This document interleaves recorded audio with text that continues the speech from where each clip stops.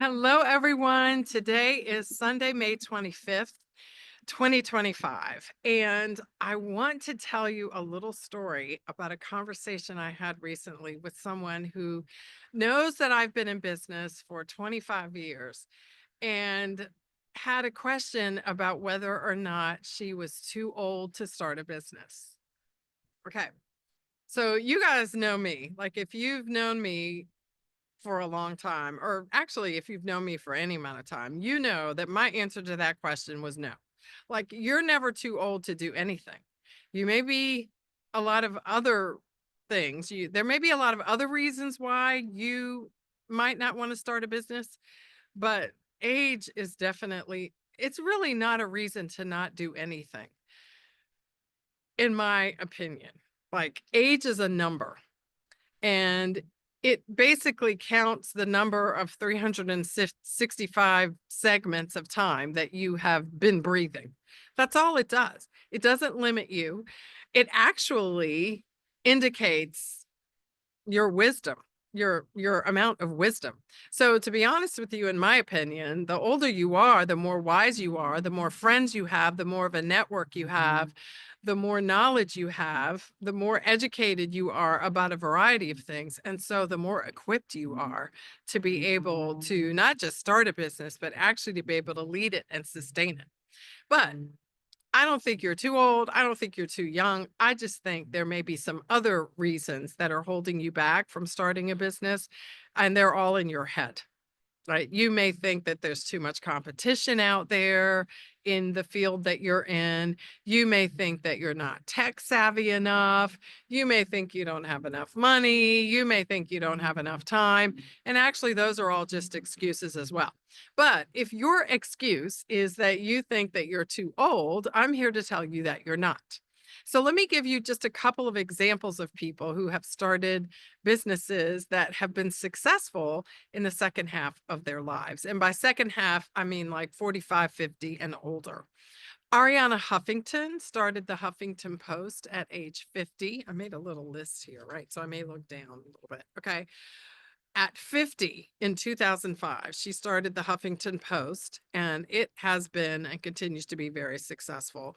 There is a woman named Joan McDonald who is now 79. She started a business called Train with Joan. It's like a fitness business. She started it in 2017 when she was 71 years old. And she basically started it because her daughter, who was a fitness trainer, kind of encouraged her mom, who was overweight at the time and not very fit or healthy in a variety of ways.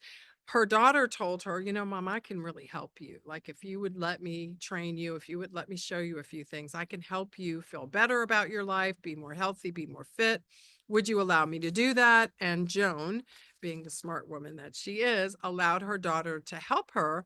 And she lost a lot of weight and she became healthier and more fit and stronger. She started lifting weights and so forth.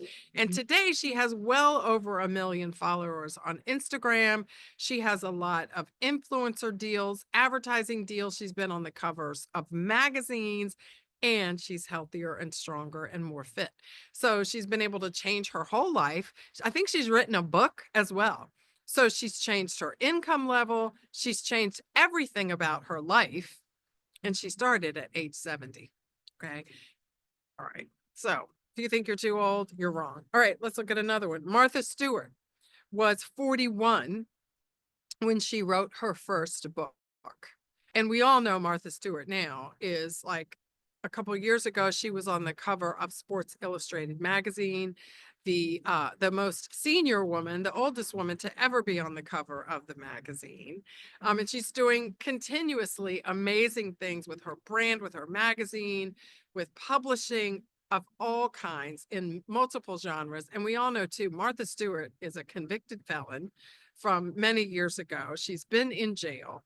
She almost lost her entire business. So, age, she managed to lose her freedom for a significant period of time and almost lose her business and bounce back from there. So, like, we can all have excuses, right?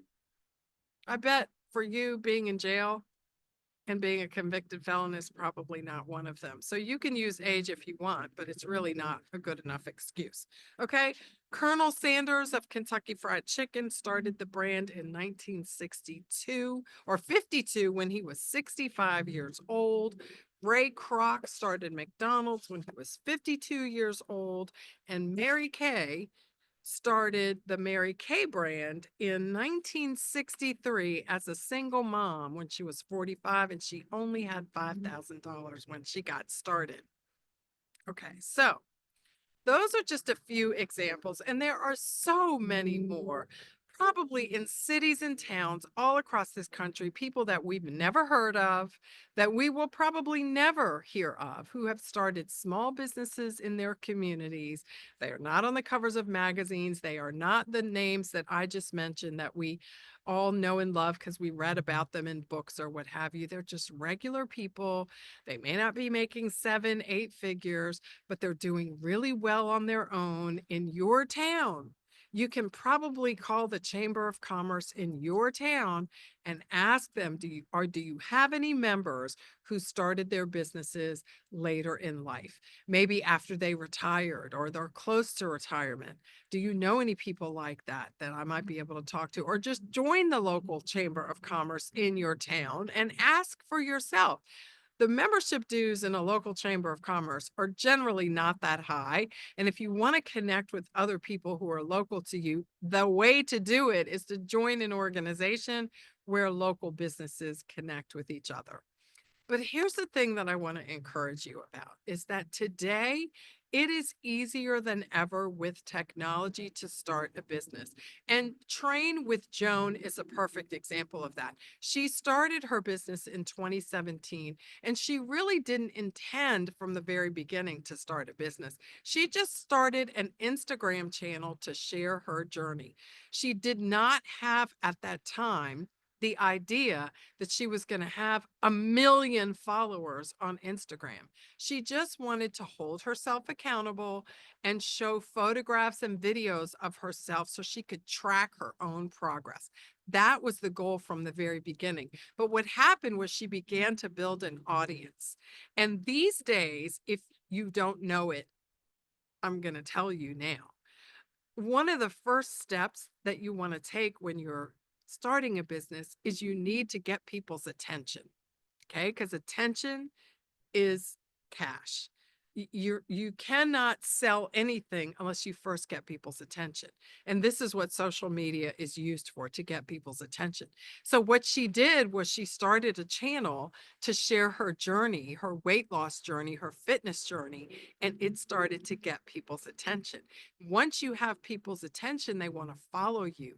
And then you start to be able to showcase what you're doing and showcase your capabilities and how you can help people.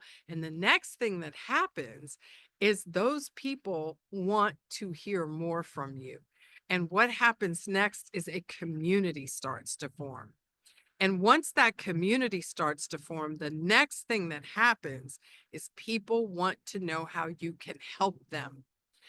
How can you help me? What can you do for me? What can I buy from you that can help me? That is your opportunity to create a product that can help them. And that product is what you can put up at a website very simply and very inexpensively today and start to sell. And that product might actually be a physical consumer product that you can sell, like a bar of soap, a candle, a cleaning product, a shampoo, a conditioner, a body lotion, a body oil, a perfume. It might be a book that you can either physically buy on Amazon or something that you can download as an ebook.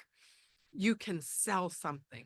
And once you do that, you can begin to create a community around that brand where you can bring the people together who are interested in what you have to say in a private place where you can connect with them and they can connect with each other. And then you have this special exclusive space where your products, the brand that you have created, the products that you're selling, and the people that are interested in buying. They get together in this community, and you have yourself, you have your brand, the products that you're offering, and you have the people that are interested. Those three things to come together in an ecosystem that allows you, the brand, and the people to thrive together all at the same time. It doesn't matter your age. What matters is that you know who it is that you're talking to and what product you have to offer them that can help them. That's all that matters, because you are going to reach the people who are interested. It doesn't matter how old you are. They will find you and you will find them. Now, I'm oversimplifying a little bit here, but here's the thing. If you let your age get between you and what it is that you feel like you have to offer in the world, you are getting in your own way. You are thwarting your own progress, and you are also keeping other people from being served, from being helped by what you have to offer. You are losing out and they are losing out. And you are allowing your age to do something against you when you could be using it to your benefit.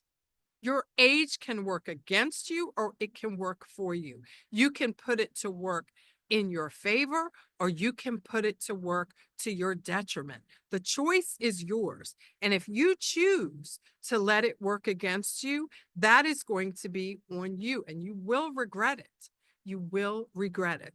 But if you decide that your age is not going to get in your way, and you are going to put your best foot forward with what you have to work with in your favor, you are going to help people as you also help yourself and build something of value for yourself that helps other people. That is a choice. That is a decision that you have the power to make today. Now, my friend said to me what was really bothering her was that she felt like she was late, like she was behind the eight ball, like she should have done it 10 years ago, 15 years ago when she first had the idea.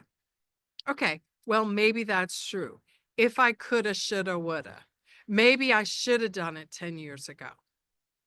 Okay, well, I should have planted a tree 10 years ago, but I didn't. The first best day to have planted a tree was 10 years ago, but you know what? The second best day is today because I'm still here. I still have the desire, and it's 10 years later. So, you know what that means? I have even more wisdom. I have even more resources at my disposal than I had 10 years ago. So 10 years ago, I could have started something new and maybe it would have worked. But today I can start something new and I have more resources. I am more empowered. I am smarter. I am wiser. I know more people. I have more at my disposal today than I did 10 years ago. Technology has advanced by a decade. It's more advanced than it was 10 years ago. Therefore, it costs less, it's more efficient, and it's more accessible to me today than it was 10 years ago. That means that I can be more accessible to people than I could have been 10 years ago. I can be more efficient than I could have 10 years ago. And I can start a business and spend less money doing it than I could have 10 years ago. All of these things are working in your favor. So if you're telling yourself that you're too old, that is a conversation that you're having with yourself. That is a choice. You are choosing to tell yourself that you are too old, and you have no one to blame for that conversation but you. You are choosing to put yourself in a box, and that is your choice. But you have another choice. You can choose to step outside of that box, to leave the conversation about your age being a detriment behind, and embrace the conversation that you can use your age as a propeller. You can use your age as a positive. You can use your age as something that empowers you and emboldens you to move forward with your dream. the one that has been sitting on a shelf for however long, the one that is inside of you that no one else has, that you can build something from the ground up that didn't exist before you created it. You are the only person that can make this happen. No one can do it like you can. And it doesn't matter what your age is. And in fact, the more advanced you are in age, the more capable you are of making your dreams come true because you've done it before. You have done hard things before. You have overcome challenges in your life. And the older you are, the more challenges you have overcome. So you are capable of this. You only have to step around all the negative self-talk and embrace the positive self-talk, the choices, the reminders that you are strong, you are capable, you can challenge yourself, and you can do anything that you decide you can do if you leave the negative self-talk behind. So tell me what you think. You must be able to find some examples to inspire and encourage you and lift you up. Examples of people that started businesses when they weren't 25 or 30 and had no clue what they were doing, no experience, no real anything under their belt, not a network like you have, and challenges overcome that you have. You got this. You got this. So I want to hear in the comments, what do you think? What negative self-talk are you telling yourself about your age that we can flip? What are the positive things you can say about your age and how your age can empower you and embolden you to start your business today? You can do it. And if I can help, leave a comment and let me know. I want to hear how I can help you because I was not all that young when I started the Indie Business Network. I was almost 40. I was almost 40 and I had children after I started the business. Like I was raising babies. I was pregnant out to here. I was writing newsletters at 2 o'clock in the morning. I understand how hard it is to not be 25 and all tech savvy when you start a business. And I did it. And you can too. Okay. So I want to hear about it in the comments. Tell me your story. Tell me your doubts. Tell me your fears, and we will overcome them together. And I'll see you next time.